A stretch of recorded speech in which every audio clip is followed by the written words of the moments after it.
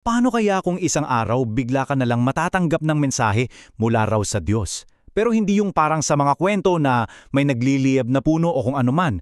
Ang mensahe, mga numero lang na nakasulat sa ulap. Dito sa ating pagtatalakay ngayon, sisilipin natin ang kwento ni Narciso Olalo at ang isang napakamisteryosong pangitain na ayon sa kanya ay binago ang lahat. So eto yung pinakasentro ng lahat ng to.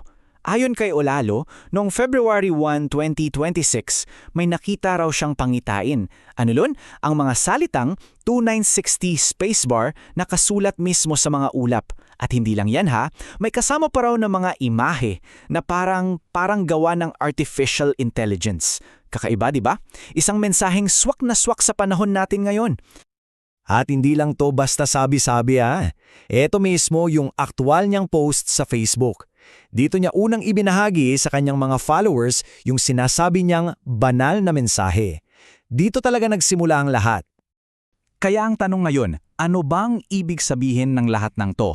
Mga numero, spacebar, tapos AI art. Sa unang tingin, parang wala talagang connection, di ba? Pero para kay Olalo, bawat isang peraso niyan may napakalalim na kahulugan.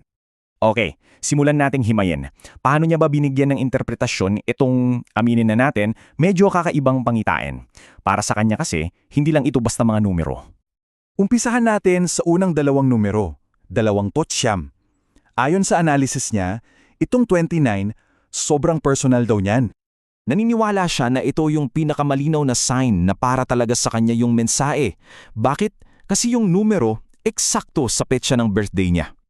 Ngayon, punta naman tayo sa pangalawang part ng numero, ang 60.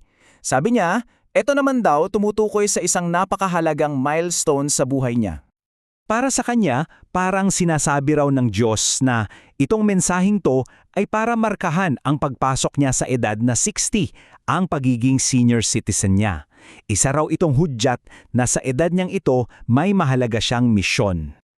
Teka, paano nila naintindihan lahat ng yan? Ito yung sagot niya. Dahil daw sa kanyang power of mind. Isa raw itong espesyal na kakayahan na bigay sa kanya para ma-decode yung mga banal na simbolismo, yung mga bagay na hindi raw kayang intindihin ng ordinaryong isip. At yung huling piraso ng puzzle, AI. Para kay Olalo, ito raw yung nagkokonekta ng mensahe sa panahon natin ngayon. Sinasadya raw na dumating ang mensahe sa henerasyon ng AI para maipakalat ito gamit ang modernong teknolohiya. Okay, so ang next na tanong, bakit siya?